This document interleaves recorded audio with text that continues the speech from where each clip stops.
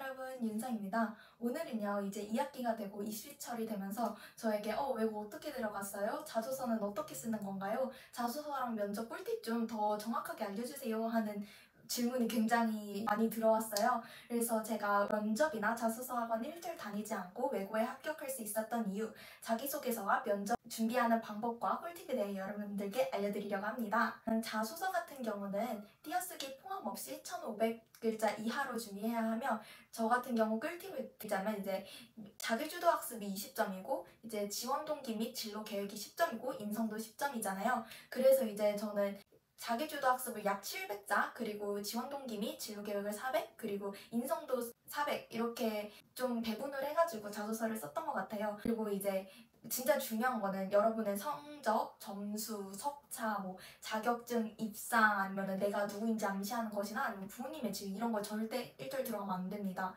이거를 되게 실수를 하시고, 예를 들어서 진로 계획을 쓰실 때 저는 뭐 법조인이신 어머니를 통해서 어쩌고저쩌고 막 이런 식으로 쓰는 분들이 계셔요. 근데 이렇게 하면은 진짜 절대 안 됩니다. 당연히 점수가 깎이겠죠. 이거를 주의를 해주셔야 하고요. 또한 자기소개서가 어떤 것이냐, 자기소개서는 말 그대로 나를 소개하는 것인데요. 이제 외고에 가기 위해서는 내가 중학교 3년 동안 도대체 어떤 노력을 해왔고 어떤 성장을 해왔는지, 그리고 내가 이 학교에 들어와서 앞으로 어떤 걸 얻고 어떤 사람이 될 수 있는지 나의 가능성을 평가하는 자리예요. 그러니까 약간 거짓말을 한다거나, 그러니까 거짓말을 살짝 과장해서는 할 수 있는데 내가 정말 하지 않았던 일을 엄청나게 부풀려서 한다던가, 아니면은 나의 약점이 많이 드러나던가 이런 거를 하시면은 당연히 좋은 점수를 받지 못하시겠죠. 그러니까 이제 나만의 독창성, 그러니까 나만 할 수 있는, 내가 나만이 했었던 그런 것들이 무엇인가 하면서 생각하고 그거를 자기소개서에 굉장히 잘 녹여내는 게 필요해요.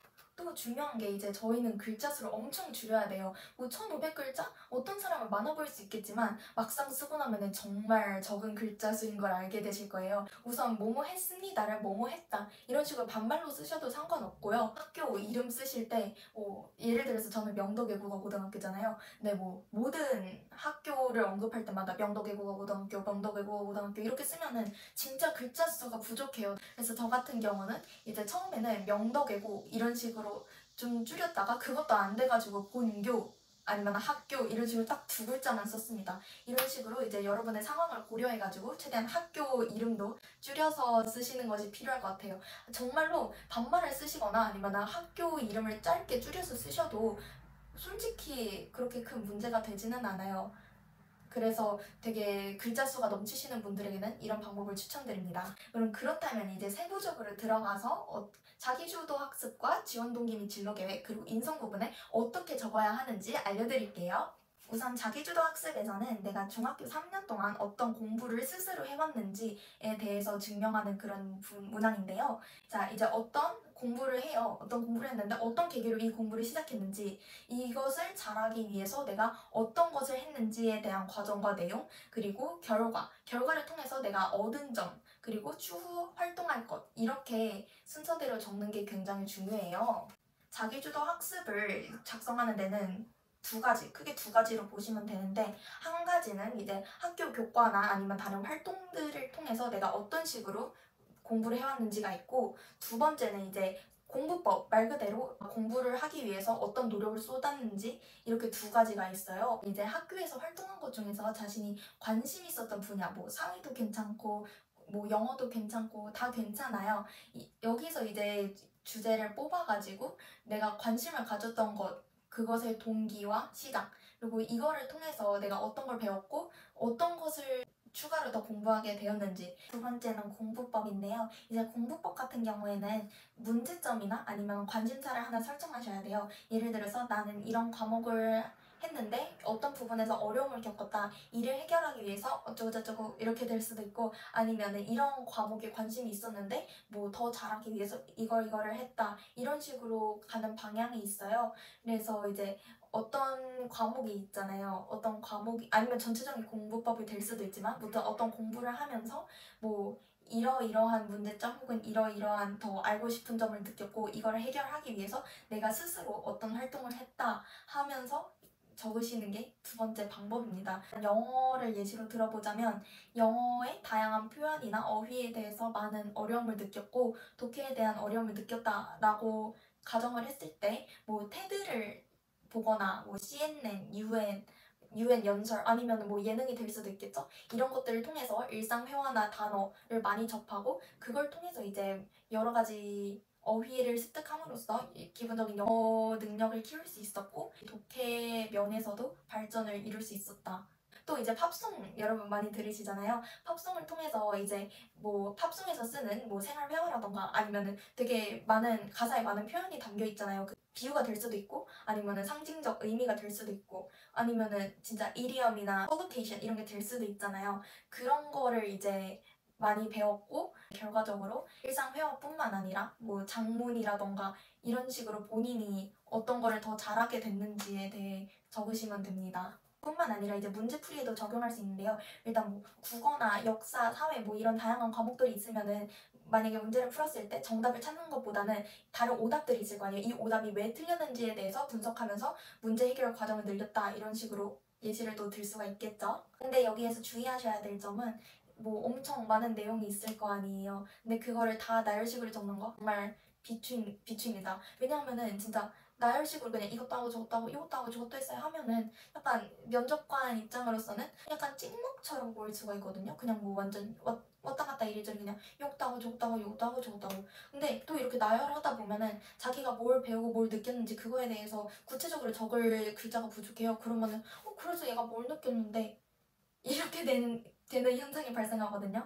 그러면은 점수가 깎이겠죠. 그래서 제가 추천하는 거는 이제 그러니까 테마를 한두 개만 정하세요. 근데 만약에 두 개가 됐을 때는 첫 번째에서 내가 몸을 했고 몸으로 느꼈다 하고 두 번째 때 이러한 관심을 토대로 어떤 거에 대해서 탐구를 더 해봤다. 이런 식으로 조금 더 플러스 되는 그런 방향으로 흘러가셔야 좋을 것 같습니다. 또 진짜 많이 물어보시는 게 있는데 외고면 무조건 영어 공부법에 대해서 해야 되나요? 뭐 국어, 사회 이런 거에 대해서만 자기주도에 써야 되나요?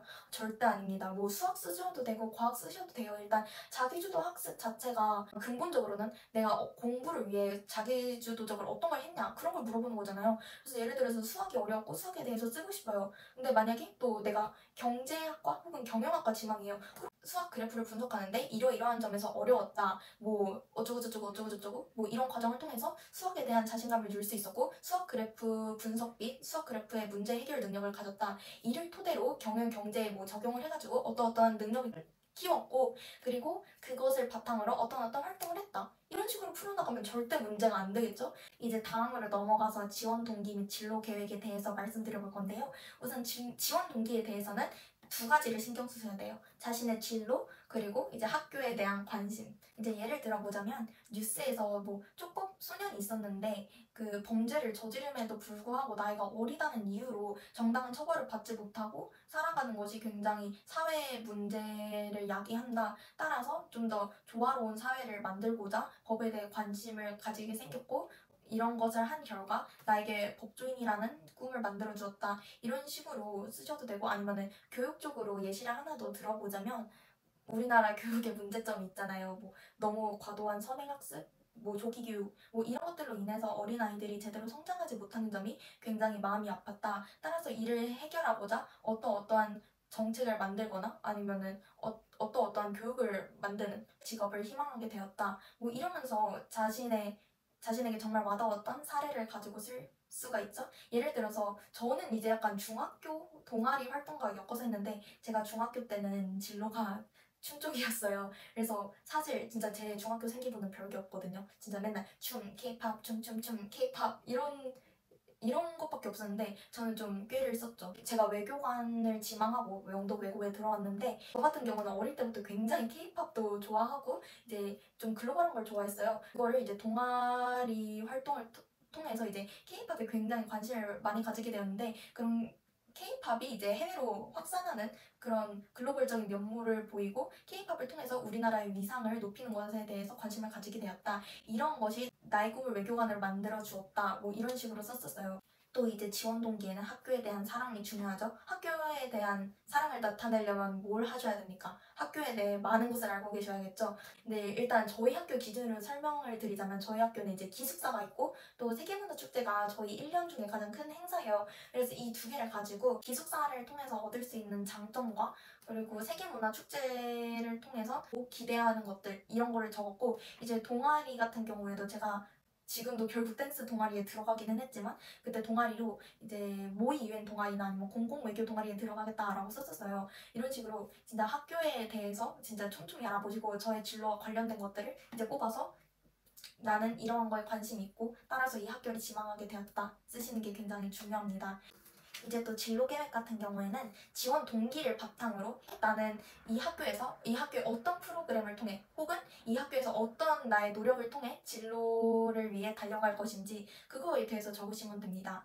이거를 쓰실 때 사실 진짜 제가 드리고 싶은 꿀팁이 그냥 뭐 외교관이 되겠다, 나는 기자가 되겠다. 솔직히 이거는 지금 초등학생 친구들에게 물어봐도 할 수 있는 말이잖아요. 그러니까 저 같은 경우는 한 가지 나를 설명할 수 있는 문장을 추천드립니다. 외교관? 어떤 외교관이 될 거야? 뭐 소통을 하는 외교관이 될 수도 있고 유럽과의 문화 교류를 촉진시키는 외교관. 그냥 단편적으로 이러한 진로를 가지고 싶다에 그치지 않고 정확히 어떤 것을 실현하고 싶은지 딱 한 문장으로 명대사처럼 정리하셔서 쓰는 게 굉장히 꿀팁이라고 생각합니다. 네, 다음은 인성 부분인데요. 제가 진짜 말씀드리고 싶은 거는 인성에 엄청난 비중을 쏟지는 말아라. 그러니까 열심히 안 쓰라는 얘기가 아니라 사실 우리가 제일 비중을 많이 두는 거는 자기주도 학습이고 그리고 학교의 인재상을 찾기 위해서는 면접관님들이 지원 동기 및 진로 계획도 굉장히 많이 보신단 말이에요. 그래서 이 두 가지를 서포트해주는 용도로만 사용해라. 그러니까 너무 비중을 두지 말아라.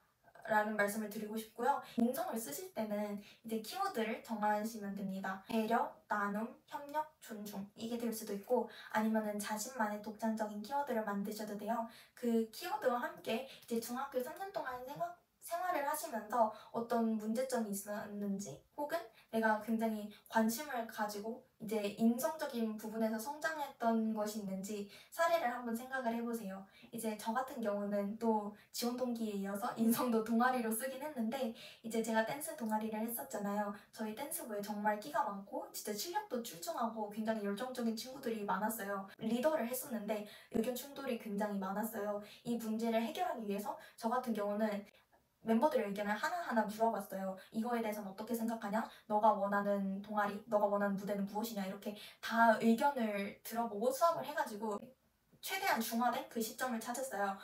그리고 이제 내가 원했던 게 아닌 게 들어갈 수도 있잖아요. 이런 면에 대해서는 이렇게 조율 하다 보니까 조금 배려를 해줘야 될 것 같다. 이런 식으로 이제 상대방을 이해시키는 그런 것을 통해서 리더의 자질을 배웠다. 식으로 썼던 기억이 있었습니다. 네, 이렇게 지금 자소서에 대해서 설명을 드렸는데요. 혹시라도 이 영상을 통해서 더 물어보고 싶은 것이나 그런 게 있으면은 유튜브 댓글도 좋고 아니면 저희 개인 인스타로 오셔서 질문을 해도 좋을 것 같습니다. 여러분의 성공적인 입시를 기대하면서 저는 이번 자소서 영상을 마치고 면접 영상으로 돌아오겠습니다. 여러분 화이팅! 안녕!